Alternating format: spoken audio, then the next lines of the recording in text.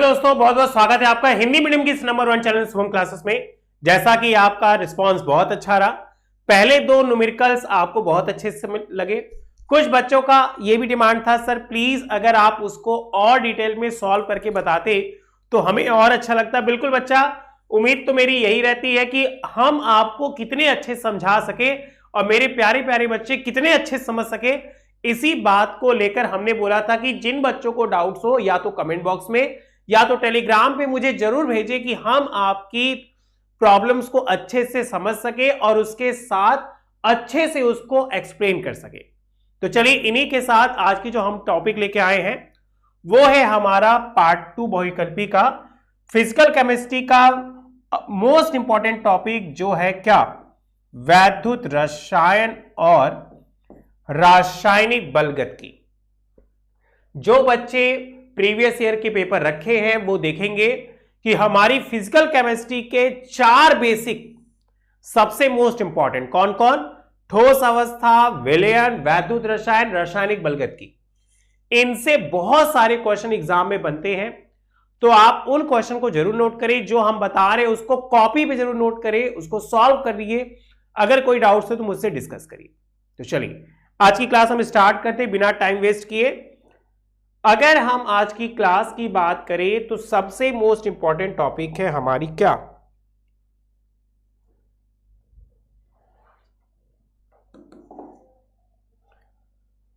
Chapter 3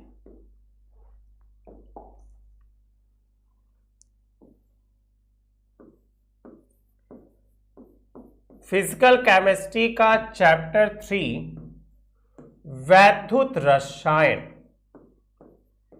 जिसे English में कहते हैं इलेक्ट्रोकेमिस्ट्री।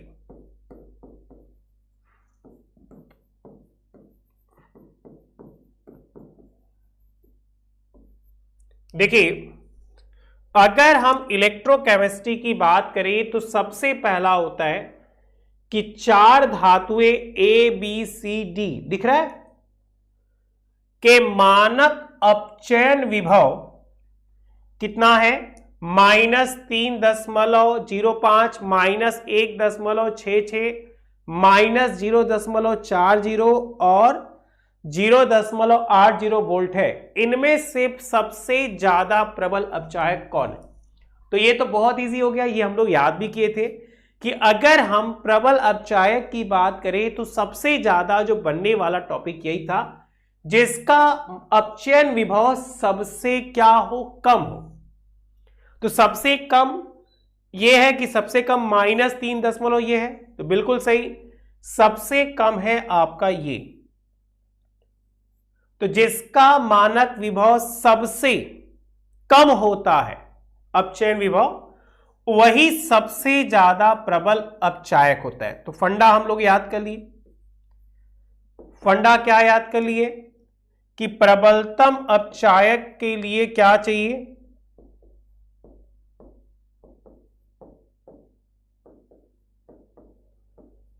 क्या चाहिए, मानक अपचयन विभव कम चाहिए।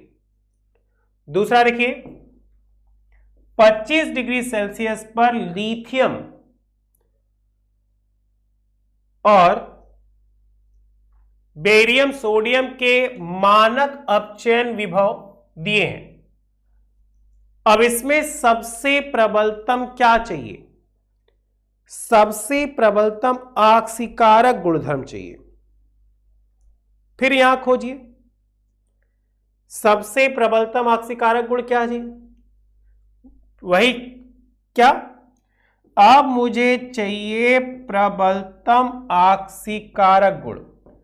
अगर बच्चों हम प्रबलतम आक्सीकारक को ध्यान दें तो बिल्कुल सही आंसर जिसका सबसे ज्यादा होता है। तो कौन, यहां से सोडियम हो गया, यहां से ए हो गया। आप बोर्ड पे देख लीजिए, अगर आपको याद हो जाए तो बहुत अच्छा है,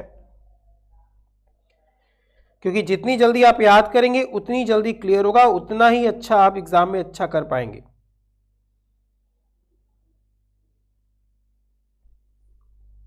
ठीक है, चलिए थोड़ा सा और आगे बढ़ते हैं।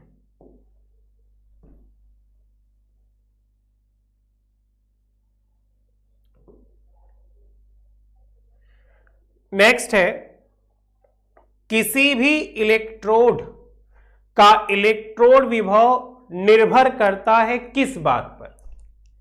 जैसा कि हम बात करें इलेक्ट्रोकेमिस्ट्री, तो सबसे ज्यादा इलेक्ट्रोड पे क्वेश्चन बनते हैं। हम लोग दो इलेक्ट्रोड याद करते हैं, कैथोड और एनोड।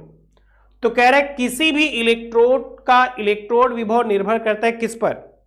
धातु की प्रकृति पर, विलयन के ताप पर, विलयन की मोलरता पर, या इनमें से सभी पर।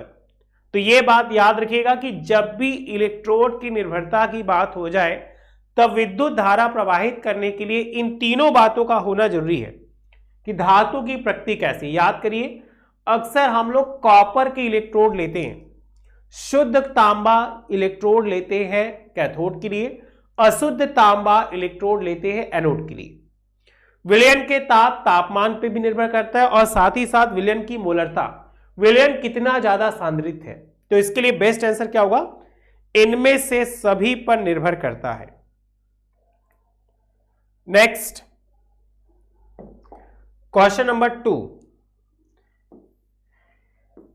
वह धातु जो सरलता से ऑक्सीकृत हो जाती है। 4 धातुएं हैं, कॉपर, सिल्वर, एल्युमिनियम और प्लेटिनम। मुझे यह बतानी है ऐसी कौन सी धातु है जो सरलता से क्या हो जाए? ऑक्सीकृत हो जाए। बताइए भाई, सरलता से ऑक्सीकृत होने वाली धातु कौन सी है?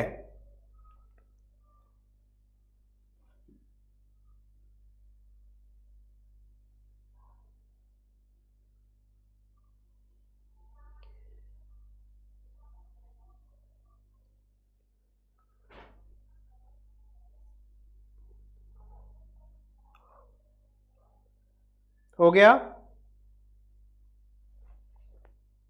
आगे चले। तो सरलता से घटित होने वाली धातु कौन है? दोस्तों अगर आप एक स्टूडेंट हो तो आप सभी के लिए गुड न्यूज़ है। ये व्हाट्सअप नंबर आप ध्यान से देख लो, 8400 इसको अपने व्हाट्सअप पे सेव कर लो, क्योंकि आप जब भी पढ़ाई करते हो तो आपको डाउट आता है मैथ, फिजिक्स, केमिस्ट्री, बायोलॉजी, तो अब आपको टेंशन लेने की जरूरत नहीं है।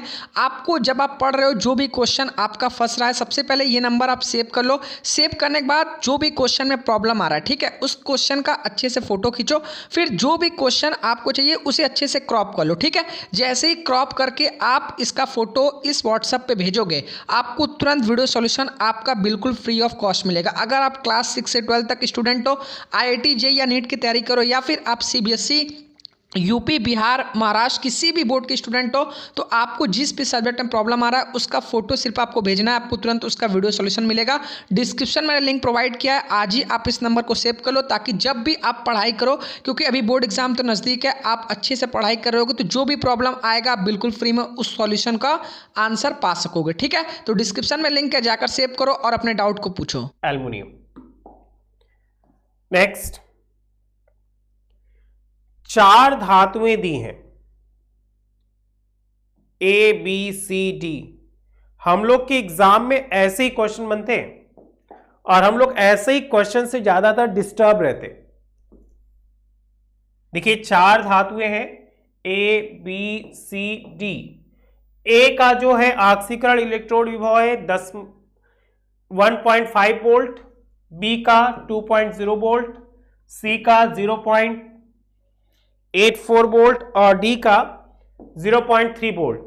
इनमें कह रहा है कि धातुओं की बढ़ती सक्रियता का क्रम। अब याद करिए, हमने आपकी कॉपी में दोनों क्रम लिखवाया था, बढ़ने का क्रम और घटने का क्रम, और आपको सिर्फ यहां पूछा है क्या, सक्रियता का क्रम बताइए क्या है। बहुत इजी, आप मेरे बच्चे बता सकते हैं आप।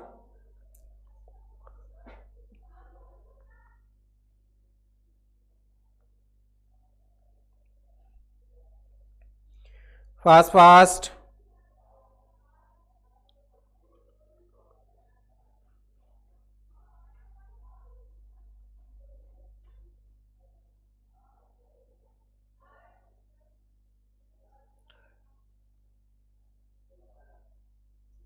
हो गया, आगे चले।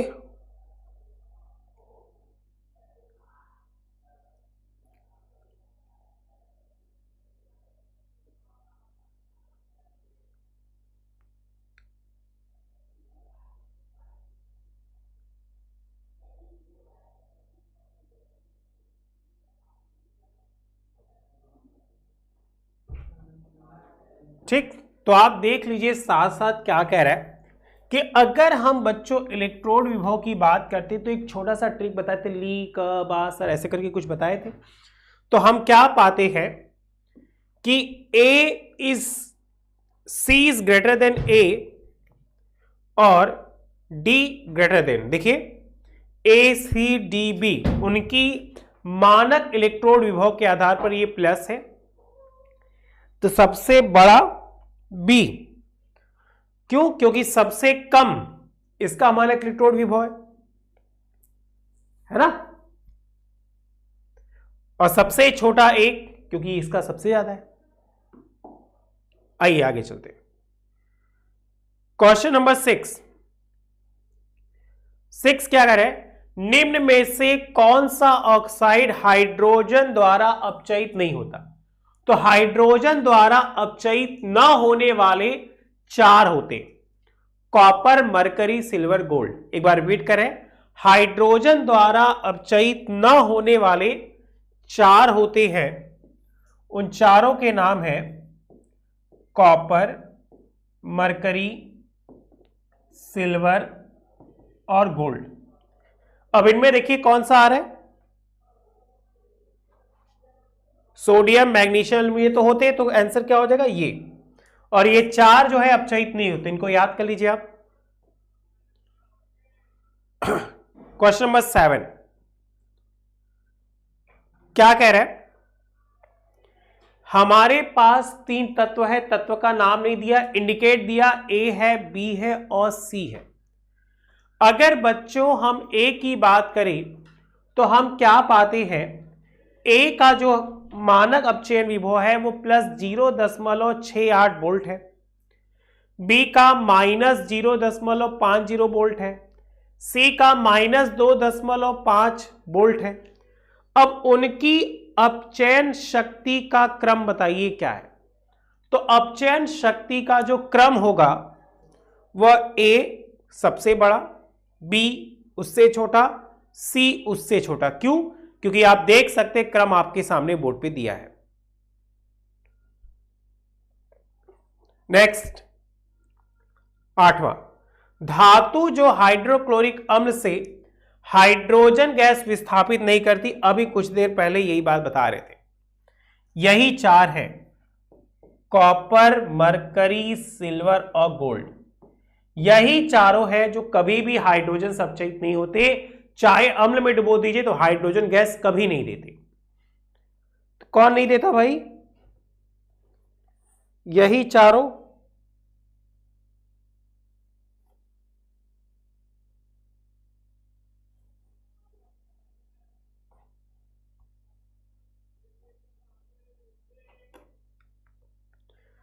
लिख लीजिए चारों के नाम जल्दी जल्दी।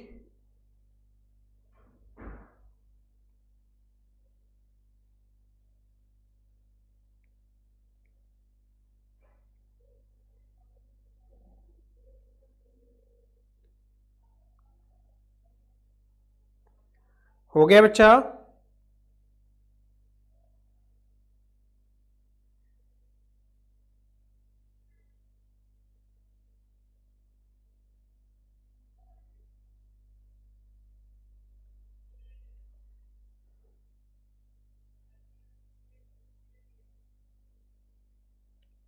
Fast fast.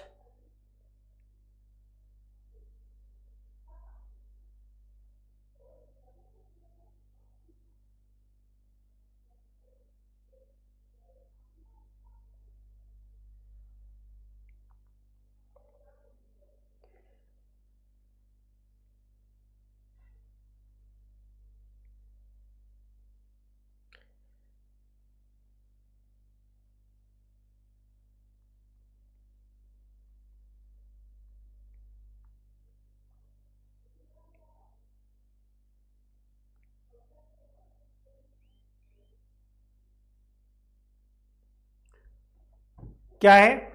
तो कॉपर। आगे चलिए, क्वेश्चन नंबर 9, निम्न में से कौन सी अभिक्रिया संभव नहीं है? देखिए 4 अभिक्रिया है, इन चारों में से बोला है कौन सी अभिक्रिया संभव नहीं है, तो हमें याद रखनी ऐसी अभिक्रियाओं के लिए क्रियाशीलता का क्रम याद रखना होगा। ली क बा सर का ना मग अल जन फेनी सन पप, वो वाला, जिससे आपको पता चलेगा कि जो अधिक सक्रिय धातु है वो कम सक्रिय वाले को विस्थापित करेगा, लेकिन कभी भी कम सक्रिय वाला धातु अधिक सक्रिय को विस्थापित नहीं करेगा। तो देखिए कॉपर कम सक्रिय है, सिल्वर उससे ज्यादा सक्रिय है, तो यही आंसर होगा कि कॉपर यहां विस्थापित नहीं करेगा। नेक्स्ट, अच्छे चालकत्व विलयन वाले पदार्थ क्या होते हैं? तो अच्छे चालकत्व विलयन वाले पदार्थ हमेशा प्रबल वैद्युत अपघट्य होते हैं। अच्छे चालकत्व विलयन वाले पदार्थ हमेशा प्रबल वैद्युत अपघट्य होते हैं। ठीक, चलिए हम और आगे चलते हैं।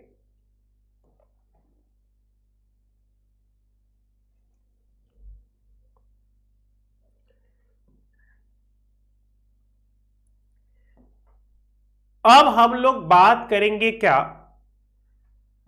चैप्टर 4 की। यहां से हमारा जो है वो चैप्टर 4 स्टार्ट हो जाएगा। क्या बच्चा? रासायनिक बलगतिकी।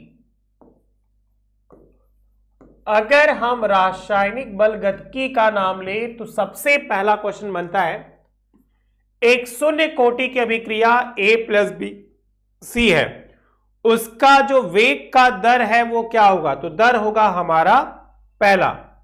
क्यों? क्योंकि कोटि भी क्या होगी? 0।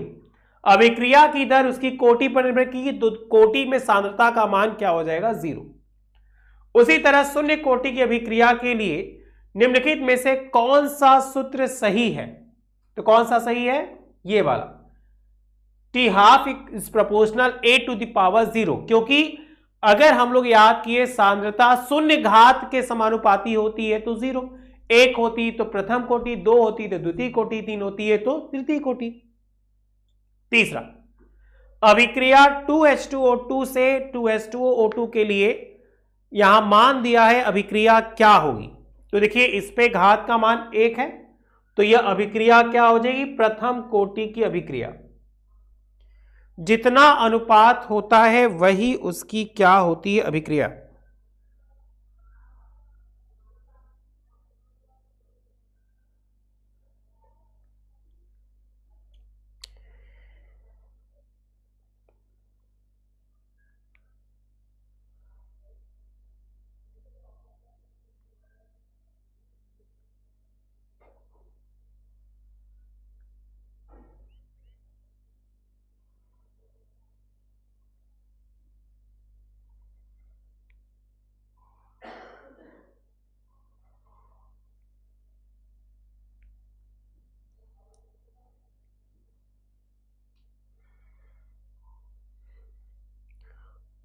हो गया बेटा? हो गया तो यस सर में आंसर दीजिए।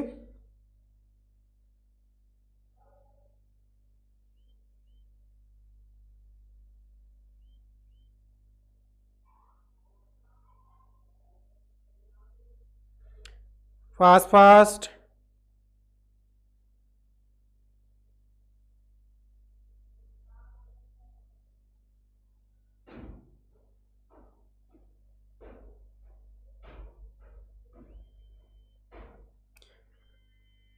जल्दी बेटा जल्दी।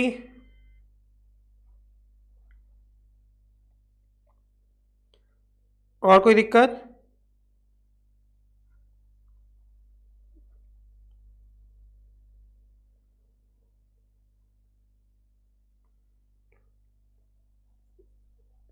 आइए आगे चलते हैं। नेक्स्ट है, प्रथम कोटि की अभिक्रिया के लिए वेग स्थिरांक k का जो समीकरण है वह हो जाएगा आपका क्या? याद करिए फॉर्मूला के बेस पे था क्या? k = 2.303 log t a - a/2। जल्दी से इसको कॉपी करिए।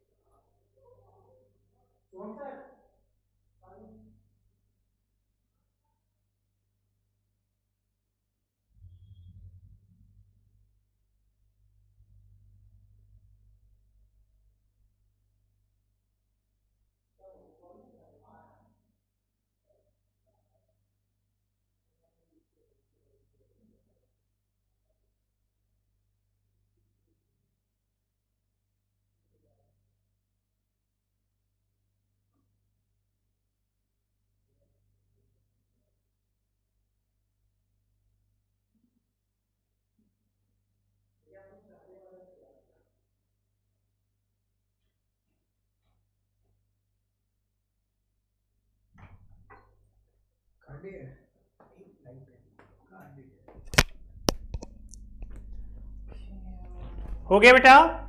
हम बात कर रहे थे प्रथम कोटि की अभिक्रिया के लिए, तो हमने पाया प्रथम कोटि की अभिक्रिया के लिए वेग स्थिरांक k का जो समीकरण है वो है k equal to 2.303 t log 10 a by a minus x। I found these results. ठीक, कोई दिक्कत?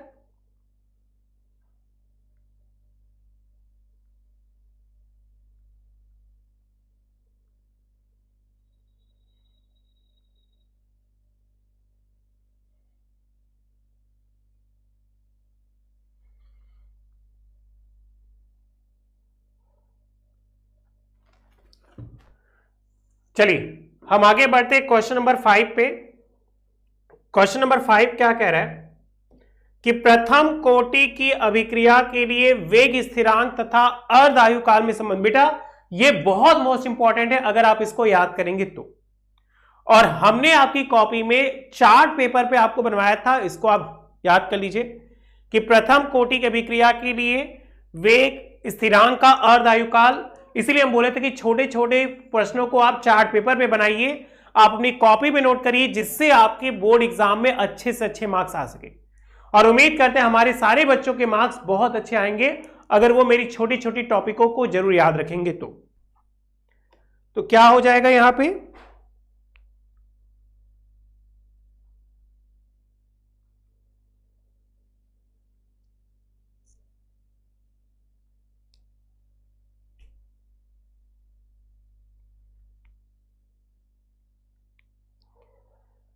ठीक है आगे चले।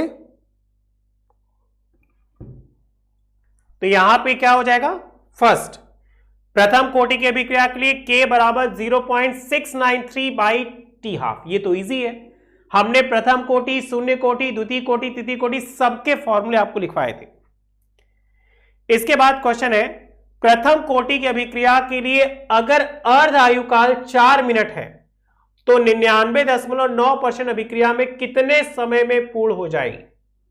तो जैसा कि बात हो रही है तो ये क्वेश्चन 10 गुना था, याद करिए कल के सिद्ध वाले में ये क्वेश्चन आया था 10 गुना था। तो 4 मिनट का 10 गुना कितना, 40 मिनट। प्रथम कोटि अभिक्रिया में अर्ध भाग के पूर्ण होने में लगा समय तो उसकी प्रारंभिक सांद्रता पर यह निर्भर नहीं करता। उसके बाद कह रहा है क्वेश्चन नंबर 8वां, प्रथम कोटि की अभिक्रिया के 90% पूर्ण होने में लगा समय। अब अगर कोई प्रथम कोटि की अभिक्रिया है, अगर वो 90% पूर्ण हो रही है तो 90% पूर्ण होने में कितना समय होगा।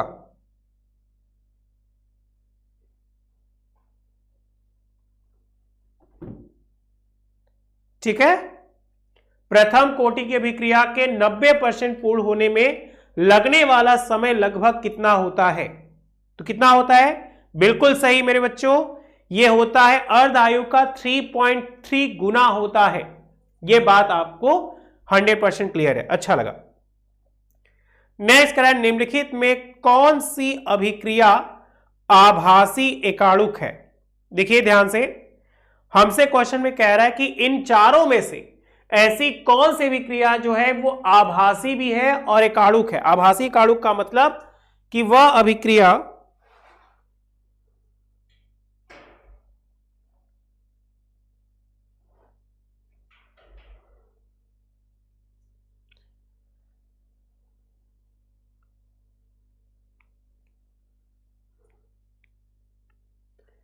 तो क्या होगी भाई, बिल्कुल सही, CH3 COO CH3 plus H2O CH3 COO CH3OH।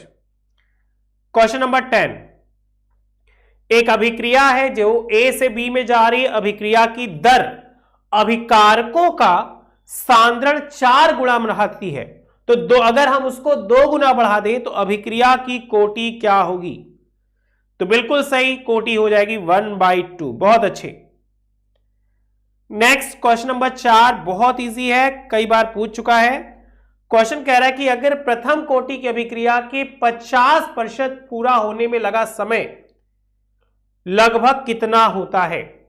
अब याद करिए 4 क्वेश्चन बार बार पूछे, 50%, 90%, 99%, 99.9%, ये 3 बहुत आ रहे हैं। अगर आप अपनी कॉपी में इन तीनों को नोट कर लेंगे तो आपको आपके बोर्ड एग्जाम में 1 नंबर वाले एकदम सेम टू सेम करेक्ट होने से कोई नहीं रोक सकता। अगर आप सोचेंगे बस हो जाएगा तो बिल्कुल हो जाएगा। ठीक है, तो प्रथम कोटि की अभिक्रिया के 50% पूर्ण होने में लगा समय, यह है आंसर इसका 1.1 गुना होगा। क्वेश्चन नंबर 12 देखिए, क्वेश्चन नंबर 12 क्या कह रहा है? क्वेश्चन नंबर 12 कह रहा है कि एक प्रथम कोटि की अभिक्रिया की अर्ध आयु कितनी है? 400 सेकेंड। अब फॉर्मूला टी हाफ बराबर 0.693 बाई टी हाफ, मतलब 400। अब आपके पास कैलकुलेटर है, मोबाइल है, तुरंत फट से डिवाइड करिए तो कितना हो जाएगा? 1.73। प्रथम कोटि की अभिक्रिया का फॉर्मूला लगाइए। आइए क्वेश्चन नंबर 13, अभिक्रिया A + 2B से उत्पाद के लिए वेग स्थिरांक इतना है, तो अभिक्रिया की कोटि, अब 2 और 1 3 को जोड़ दो, क्योंकि यहां देखिए घात 2 है 1 है। फंडा आपको बताया था कि कोटि के लिए उनके घातों के योग n + l से डिनोट करते हैं, तो 2 और 1 कितना हो गया? 3। क्वेश्चन नंबर 14, शून्य कोटि की अभिक्रिया के लिए वेग नियतांक या स्थिरांक का मात्रक कितना है? मोल प्रति लीटर, है ना? क्या है? लीटर इनवर्स है, मोल प्रति लीटर है, सेकंड इनवर्स है, क्या हो सकता है? जल्दी से बताइए तो बेटा। तो बिल्कुल सही, इसका हो जाएगा क्या? Mole, litre inverse, second inverse. Question number 15, निम्नलिखित में से कौन सी अभिक्रिया शून्य कोटि की अभिक्रिया होगी? देखिए तो कौन सी हो जाएगी? H2Cl2 प्लस तीर का निशान, या Hv का मतलब क्या है? वेव्स है, सूर्य का प्रकाश जिसको कहते हैं, और 2HCl। इसमें कोई घात नहीं बनेगा, यह शून्य कोटि की अभिक्रिया हो जाएगी। वेग स्थिरांक ताप बढ़ाने पर हमेशा क्या होगा? वेग स्थिरांक ताप बढ़ाने पर बढ़ेगा। किस कोटि की अभिक्रिया के लिए वेग तथा वेग स्थिरांक इकाई सामान्य होती? बिल्कुल सामान्य का मतलब क्या? 0, कोई घात नहीं। प्रथम कोटि की अभिक्रिया के लिए वेग स्थिरांक का मात्रक, प्रथम कोटि तो बस एक याद रखिएगा, सेकंड इनवर्स। मात्रक निकालने के लिए हमने आंकिक प्रश्नों में आपको बताया था। बताइए क्या यहां तक मेरे बच्चों को एकदम क्लियर है? क्लियर है तो यस सर में आंसर दीजिए। हम लोग फिजिकल केमिस्ट्री के 4 चैप्टर के बहुविकल्पी डिस्कस कर चुके। अगर आपको किसी प्रकार का कोई डाउट्स है तो मुझे जरूर मैसेज कीजिएगा, चाहे तो मुझे कमेंट बॉक्स में, चाहे तो टेलीग्राम पे मैसेज कीजिएगा। हम आपके कमेंट्स का बहुत बेसब्री से इंतजार करेंगे। तो चलिए आज के लिए इतना ही। Thank you so much, bye bye. घर पे रहिए, स्वस्थ रहिए, मस्त रहिए।